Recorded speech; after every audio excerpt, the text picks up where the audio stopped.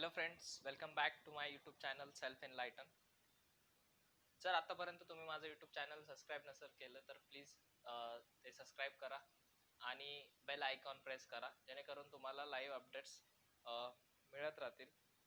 आजचा जो व्हिडिओ आहे त्यामध्ये आपण 9th स्टँडर्डची कोरोमंडल फिशर्स ह्या पोयमचा अभ्यास करणार आहोत. पोयम खूप इंटरेस्टिंग आहे आणि खूप महत्त्वाची पण आहे.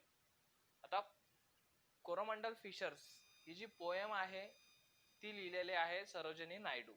सरोजिनी नायडू या स्वतंत्र सेनानी होत्या. ज्यावेळेस भारत पारतंत्र्यात होता, तर भारताला स्वातंत्र्य मिळवण्यासाठी ज्या काही लोकांनी खूप मोठं योगदान दिले आहे त्यापैकीच एक होता सरोजिनी नायडू. त्यांनी आपल्या लेखणीच्या माध्यमातून लोकांना जागृत करण्याचा प्रयत्न केला. सो त्यांनी ही लिहिलेली कविता आहे आणि या कवितेच्या जर आपल्याला ही कविता अभ्यास करायचा असेल तर आपल्याला दोन गोष्टी लक्षात ठेवाव्या लागतील की ही कविता ज्यावेळेस लिहिली होती त्यावेळेस भारत पारतंत्र्यात होता. तर ही कविता लोकांना जागृत करण्यासाठी पण होते आणि दुसरी गोष्ट सरोजिनी नायडू यांनी जे मासेमार आहेत त्यांच्या खूप जवळ राहिलेलं आहे, त्यामुळे त्यांनी त्या मासेमारांचं जे जीवन आहे ते खूप जवळून अनुभवलेलं आहे आणि ते या पोएम मध्ये त्यांनी मांडण्याचा प्रयत्न केलेला आहे की कोरोमंडल फिशर्स. आता याच्या नावामध्येच आपण समजून घेणार की कोरोमंडल म्हणजे काय. कोरोमंडल हा एक प्रदेश आहे जो साऊथ मध्ये आहे. दक्षिण भारतामध्ये जो काही समुद्र किनारा आहे त्याला कोरोमंडल असं म्हटलेलं आहे. आणि फिशर्स म्हणजे मासेमार. तर कोरोमंडलचे जे मासेमार आहेत त्यांच्याबद्दल ही पोयम आहे. खूप सुंदर पद्धतीने लिहिलेली आहे सरोजिनी नायडू यांनी. तर याच्या बॅकग्राऊंड जर आपण बघितलं तर एक स्वातंत्र्यपूर्वीचा आहे आणि दुसरी गोष्ट ते जे फिशरमॅन आहेत, जे काही फिशर्स आहेत त्यांच्या जीवनाशी खूप निगडीत ही पोएम आहे. सो आपण स्टार्ट करू. Rise brothers rise, the wakening skies pray to the morning light. The wind lies asleep in the arms of the down like a child that has cried all night. Come, let us gather our nets from the shore and set our catamarans free to capture the leaping wealth of the tide, for we are the kings of the sea. Okay, तर पहिल्या सांजामध्ये poet काय सांगण्याचा प्रयत्न करतात की rise brothers rise. Okay, म्हणजे काय तर हे बंधूंनो जागे व्हा. मासेमारांना त्यांनी ब्रदर्स म्हणून उद्देशलेला आहे. तर हे बंधूंनो तुम्ही जागे व्हा आणि जो सकाळची जी वेळ आहे, जे आभाळ आपल्याला दिसते, जे उगवतं आहे, अशा पद्धतीने त्यांनी सांगितलेलं आहे. आणि दुसरी गोष्ट मॉर्निंग लाईट, जे सकाळचा जो सूर्यप्रकाश आहे तो येत आहे आणि हे जे विस्तीर्ण असं आकाश आहे ते तुम्हाला उठवण्याचा प्रयत्न करत आहे. तर तुम्ही काय करा, आता उठा. म्हणजेच काय तर सकाळ झालेली आहे, आपण आता उठलं पाहिजे. बघा, या जो पहिली जी लाईन आहे याच्यामध्ये राईज आणि राईज हा शब्द दोन वेळेस आलाय. ज्यावेळेस आपण याचा फिगर ऑफ स्पीच बघणार आहोत तर राईज अँड राईज हे दोन वेळेस आले म्हणून इथं आपण रिपिटेशन झालेलं आहे असं म्हणू शकतो. तर इथं रिपिटेशन हा अलंकार साधलेला आहे. The wind lies asleep in the arms of the down like a child that has cried all night. ह्या लाईन मध्ये काय सांगण्याचा प्रयत्न करतोय की जो सकाळचा जो वारा आहे तो काय झालेला आहे, तो झोपी केलेला आहे. की जसं एखादं बाळ रात्रभर रडून आईच्या कुशीमध्ये झोपतं, त्याच प्रकारे हा जो वारा आहे तो एकदम शांत झालेला आहे. बघा, सकाळच्या वेळेस जो वारा जो असतो समुद्र किनारा लगतचा किंवा समुद्रामधला, तर तो थोडस शांत वातावरण झालेला असतो आणि जे वारा असतो तो शांत झालेला असतो. तर त्यांनी काय सांगितलं की the wind lies asleep in the arms of down like a child that has cried all night. तर इथं आपण पहिलं मिनिंग समजून घेऊ. डाऊन म्हणजे काय तर पहाट. डाऊनचा अर्थ इथं काय होतोय तर पहाट असा होतोय. तर जो वारा आहे तो काय झालेला आहे की सकाळ जी असते त्या तिथे तो शांत झालेला आहे की जसं एखादा मुलगा रात्रभर रडून झोपलेला असतो किंवा शांत झालेला असतो, त्या प्रकारे हा जो वारा आहे तो काय झालेला आहे, शांत झालेला आहे. Come, let us gather our nets from the shore and set our catamarans free. तुम्ही सगळे एकत्र या आणि आपल्याला काय करायचे, आपल्या ज्या काही जाळ्या आहेत, बघा मासेमारांकडे खूप मोठ्या जाळ्या असतात ज्यामध्ये ते काय करतात, मासे पकडतात. तर ते असं सांगतात की आपल्याला आपले जे काही जाळे विखुरलेले आहेत ते काय करायचे, आपल्याला जमा करायचे आहेत. आता इथं शोर हा जो वर्ड आहे तो म्हणजे काय तर किनारा, समुद्र किनाऱ्यावरती जे काही जाळे विखुरलेले आहेत ते काय करायचे, आपल्याला जमा करायचे आहेत. अँड सेट आवर कॅटमॅरन्स फ्री, आणि आपण ज्या काही कॅटमॅरन्स आहेत, ज्या नाव आहेत आपल्या, ज्यामध्ये बघा मासेमारी करतात, तर त्या नाव समुद्र किनाऱ्याला त्यांनी बांधून ठेवलेले असतात. तर त्या काय करायच्या आहेत, त्यांना फ्री करायचे आहेत. म्हणजेच काय करायचे, त्यांना जाऊन आता मासेमारीला त्यांना जायचं आहे. To capture the leaping wealth of the tide, for we are the kings of the sea. आणि ते काय सांगतात की आपल्याला आपल्या कॅटामारान्स फ्री करायचे, म्हणजेच काय करायचं की आपल्याला जायचंय आणि जी लिपिंग वेल्थ आहे, म्हणजेच समुद्रातल्या ज्या काही माशा आहेत, जी संपत्ती आहे, ती काय करायची, आपल्याला जमा करायची आहे. का तर आपण या समुद्राचे राजा आहोत. म्हणजेच काय तर आपण, आपला हक्क यावरती जास्त आहे. आपण ज्या समुद्राच्या किनाऱ्यावर राहतो, तर त्या समुद्र किनाऱ्यावरती आपला हक्क आहे. आपण इथे येऊन काय करू शकतो, हक्काने मासेमारी करू शकतो. बघा ज्यावेळेस ईस्ट इंडिया कंपनीचं म्हणजे ब्रिटिशांचं रूल होतं, त्यावेळेस बरेचसे बंधन भारतीय लोकांवरती होते. कदाचित सरोजिनी नायडू यांनी त्यांना पण उद्देशून सांगितलं असेल की आपण आता जागे व्हायला पाहिजे, आपण त्यांच्या पारतंत्र्यातून बाहेर निघायला पाहिजे, आणि आपणच इथले राजे आहोत, आपण आपलाच आपल्या देशावरती जास्त हक्क आहे, त्यामुळे आपण आता जागे होऊन आपण कामाला लागलं पाहिजे. हा पण एक अर्थ या सांध्यामधून त्यांनी मिनिंग मेसेज दिलेला आहे. तर यामध्ये बघा एक फिगर ऑफ स्पीच आलेली आहे. The wind lies asleep in the arms of down like a child that has cried all night. तर इथं लाईक हा शब्द आलाय, म्हणजेच काय सिमिली अलंकार इथं साधलेला आहे. बघा की इथं त्या जी वाळ आहे त्याची उपमा त्या वाऱ्याला दिलेली आहे. तर हे लक्षात ठेवा की इथं सिमिली अलंकार साधलेला आहे. सो ह्या सांजामध्ये आपण पुढे जाऊ. नेक्स्ट सांजामध्ये काय सांगितलेलं आहे, no longer delay, let us hasten away in the track of the seagull's call. The sea is our mother, the cloud is our brother, the waves are our comrades all.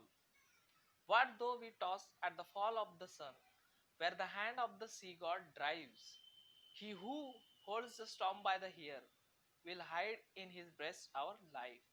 So next सांजामध्ये त्यांनी काय सांगितलेलं आहे की no longer delay, आता आपण अजून वेळ नाही गेला पाहिजे, आपल्याकडून अजून उशीर नाही झाला पाहिजे.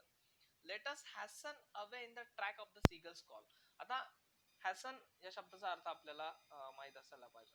तर हॅसन म्हणजे काय, तर लगबगीने, म्हणजे लवकर आपण काय झालं पाहिजे की जो समुद्र पक्षी आहे त्याचा जो आवाज येतोय तिकडं आपण गेलं पाहिजे. आता याच्या मागे काय लॉजिक असेल, तर जे समुद्र पक्षी आहेत ते काय करतात, मासे पकडतात आणि ते खातात, त्यांची लांब लांब चोच असते आणि त्यांनी ते पकडतात.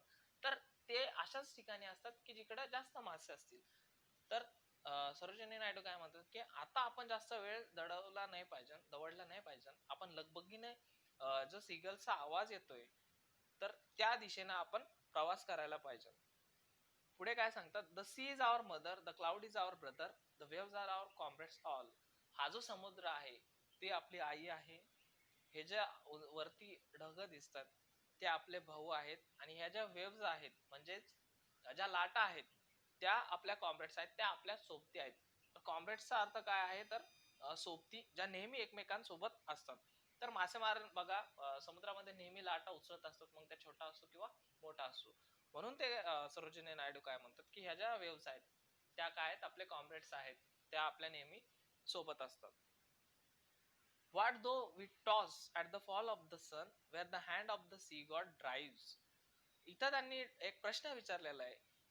आता टॉस याचा अर्थ नेहमी काय होतं की आपण नाणेफेक असं घेतोय, पण इथं टॉसचा अर्थ फक्त नाणेफेक असा नाही घ्यायचा आपल्याला, तर ऍजिटेट, जर आपण समुद्र देवतालाच परेशान करतोय किंवा, तर इथं टॉसचा अर्थ काय घ्यायचा आपल्याला, सतावणे, कुणाला तरी परेशान करणे, अशा पद्धतीने त्याचा अर्थ होतोय. ऍजिटेट हा त्याचा सिमिलर वर्ड आहे. So what though we toss at the fall of the sun, where the hand of the sea god drives. जर आपल्याला परेशानी झाली की सूर्यास्ता वेळेस जर आपल्याला परेशानी झाली की जिथं पूर्णच्या पूर्ण जो समुद्र आहे तो हा ज्या समुद्र देवता आहे त्याच्या अंडर त्याच्या कंट्रोल मध्ये असतो असं सरोजिनी नायडू म्हणतात. त्या पूर्ण समुद्रावरती समुद्र देवताचं जे नियंत्रण आहे. तर बघा संध्याकाळी वारा खूप फास्ट झालेला असतो, खूप जोराजोरात वारा वाहायला लागतो. तर ते हा प्रश्न विचारतात की काय होईल जर रात्रीच्या संध्याकाळच्या वेळेस आपल्याला इथला जो वारा आहे तो सातावायला लागेल किंवा आपल्याला परेशानी होईल त्यामुळे की जिथं पूर्णच्या पूर्ण जे नियंत्रण आहे ते इथल्या समुद्र देवताचं आहे. He who holds the storm by the hair will hide in his breast our life. आणि तो समुद्र देवच काय करेल की हे जे वादळ आहे हे जे स्टॉर्म आहे ते त्याच्या केसांनी तो थांबवेल एवढीच त्याच्यात शक्ती आहे. आणि आपले जे काही जीवन आहे आपल्या ज्या काही लाईफ्स आहेत तो त्या काय करेल वाचवेल, तो त्याला सेव्ह करेल. ह्या पद्धतीचा मेसेज त्यांनी दिलेला आहे. बघा एकंदरीत या पॅसेजचा अर्थ काय आहे की आपण खूप जास्त वेळ दवडला नाही पाहिजे. आपण लगबगीने सीगलचा जो कॉल आहे समुद्र पक्षाचा जो आवाज आहे त्या दिशेने जायला पाहिजे. आपल्या हे जो समुद्र आहे ती आपली आई आहे, जे जे ढग आहेत ते आपले भाऊ आहेत आणि ह्या ज्या वेव्स आहेत ते आपले सोबती आहेत.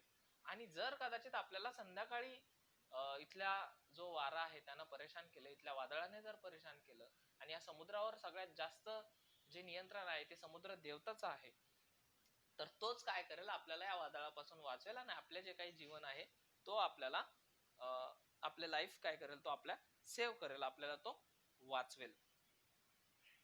तर इथं एक अलंकार साधलेला आहे की इथं डायरेक्टली समुद्राला आई म्हटलेलं आहे. तर मेटाफर जे आहे,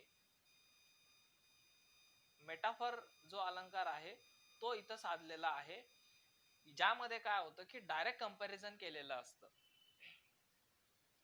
सॉरी इनडायरेक्ट कंपॅरिझन केलेलं असतं की त्यामध्ये जो इथं बघा समुद्राचं जे कंपॅरिझन आहे ते आईशी केलेलं आहे आणि इथं आपल्याला मेटाफर अलंकार साधलेला आहे. सो एवढं लक्षात ठेवा की ह्या ज्या लाईन्स आहेत, the sea is our mother, the cloud is our brothers and the waves are our comrades all, या लाईन्स मध्ये काय झालेलं आहे की मेटाफर अलंकार साधलेला आहे.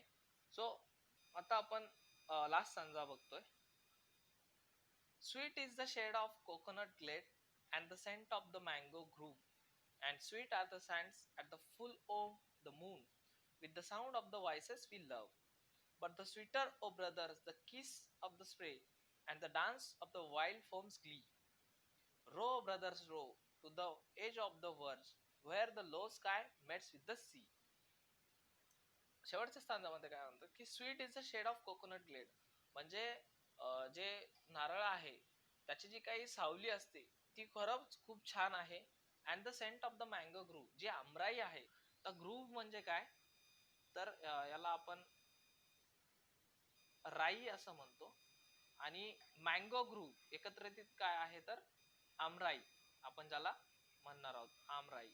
बघा आमराई मध्ये जर गेला असेल कुणी तर त्याला हे जाणवलं असेल की आंब्याचं जे सीझन असतं त्यामध्ये खूप छान सेंट येतो, खूप चांगला सुवास त्याचा तिथे येतो. तर ते जरी आपल्याला छान वाटत असलं, and the sweet are the sands of the full o moon with the sound of the voices we love. बघा सिल्वर नावाची एक पोएम आहे जिथं आपल्याला स्टडी करायला आहे. तर त्यामध्ये फुल ओ मून लाईटचं खूप छान वर्णन केलेलं आहे. तर ते जरी आपल्याला खूप छान वाटत असलं की पौर्णिमेच्या रात्री जर समुद्र किनारा बघितला तर खूप शुभ्र असा दिसतो आपल्याला, सिल्वर कलरचा दिसतो. तर ते जरी आपल्याला खूप छान वाटलेला असतं आणि तो जो वारा असतो त्याने येणाऱ्या ज्या लाटा असतात त्याचा आवाज एक खूप आनंददायी असतो, तो आपल्याला आनंद देत असतो.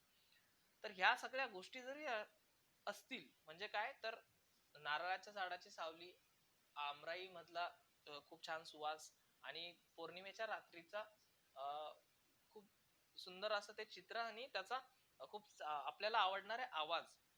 But sweeter o brothers the kiss of the spray and the dance of the wild from ski. पण यापेक्षाही जास्त चांगलं मासेमारासाठी काय असतं तर त्या जे तुषार उडतात, म्हणजे बघा ज्यावेळेस लाट येते तर छोटे छोटे पाणी जे त्या बोट मध्ये येतं, ते जे छोटे छोटे तुषार त्यांच्या जवळ येतात, त्यांच्या अंगावरती पडतात, ते त्या मासेमारांना यापेक्षा चांगले वाटतात. आणि जो फेस असतो, जो त्याला टच होऊन जात असतो त्याच्या नावेला, त्या त्याच्या हाताला, किंवा तो पाण्यामध्ये जर जातोय तर तिथे, तर तो या मासेमारांना सगळ्यात चांगला वाटतोय, त्यापेक्षा जास्त चांगला वाटतोय. आणि शेवटच्या लाईन मध्ये काय सांगतात writer, row brothers row to the edge of the verge where the low sky mates with the sea. आणि रो म्हणजे काय, तर पुढे जाणे, वल्लवणे ज्याला असे म्हणतो आपण. तर आपल्या ज्या काही कॅटामॅरन्स आहेत त्या आपण रो करायला पाहिजे, आपण पुढे पुढे जायला पाहिजे. तर कुठे जायला पाहिजे, एज, एज म्हणजे काय, कडा, आणि वर्ज म्हणजे काय, कडा. दोन्हीचा पण अर्थ सेम आहे. दोन्हीचा पण अर्थ काय होता की कडा. तर आपण त्या कडेकडे जायला पाहिजे, त्या किनाऱ्याकडे जायला पाहिजे, जिथं काय होतंय की sky mates with the sea, जिथं समुद्रावरती आभाळ टेकल्यासारखं वाटतंय, जसं की क्षितिज ज्याला म्हणतो आपण. आपण जर दुरून बघितलं तर आपल्याला असं वाटतंय की जे आभाळ आहे ते पूर्णच्या पूर्ण खाली आलेलं आहे, जमिनीवर आलेलं आहे. तर सेम जिथं तुम्हाला असं वाटतंय की ते जे आभाळ आहे ते समुद्रावरती टेकलेलं आहे, तिकडे तिकडे आपण काय करायला पाहिजे, पुढे पुढे जायला पाहिजे. तर शेवटच्या सांध्यामध्ये त्यांनी मासेमारांच्या जे जीवनामधला खूप सुंदर असं क्षण सांगितलेलं आहे की त्यांना बाकीच्या गोष्टीपेक्षा समुद्रामध्ये राहायला खूप आवडतं.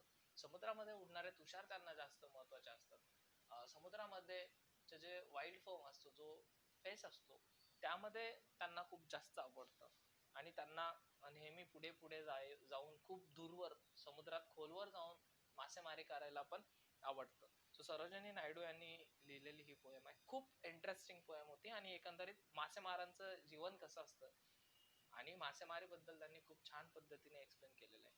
सो आय होप तुम्हाला ही पोएम समजली असेल. थँक्यू.